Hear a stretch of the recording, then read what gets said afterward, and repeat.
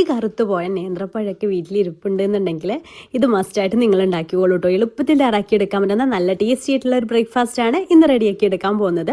അപ്പോൾ ഇതുപോലെ തൊലി കളഞ്ഞിട്ട് 3 എടുക്കുന്നുണ്ട്. നമ്മൾ എത്ര പഴം എടുക്കുന്നോ അതിനനുസരിച്ച് വേണം ഇതിലേക്ക് അരിപ്പൊടി എടുക്കാൻ വേണ്ടിയിട്ട്. അപ്പോൾ അത് ഇങ്ങനെ മുറിച്ചിട്ട് കൊടുത്തതിന് ശേഷം അതിലേക്ക് 1.5 കപ്പ് അരിപ്പൊടി എടുത്തിട്ടുണ്ട് കേട്ടോ. നല്ല ഓവർ പഴുത്തതൊക്കെ ആണെന്നുണ്ടെങ്കിൽ നമുക്ക് അതിനനുസരിച്ച് വേണം കൂടുതൽ അരിപ്പൊടി എടുക്കാൻ വേണ്ടിയിട്ട്.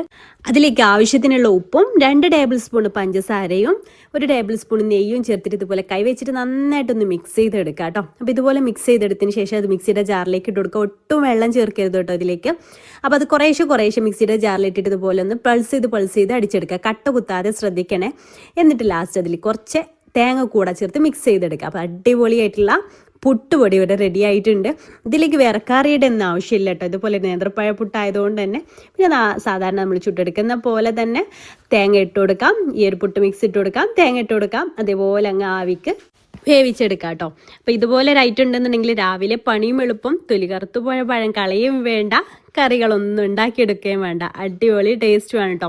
പിന്നെ എക്സ്ട്രാ പഞ്ചസാര വേണം, മധുരം വേണമെന്നുണ്ടെങ്കിൽ നിങ്ങൾക്കിത് കഴിക്കുന്ന സമയത്ത് കുറച്ച് പഞ്ചസാര ഒന്ന് സ്പ്രെഡ് ചെയ്തിട്ട് നന്നായിട്ട് മിക്സ് ചെയ്തെടുത്ത് കഴിച്ചാൽ മതി കേട്ടോ.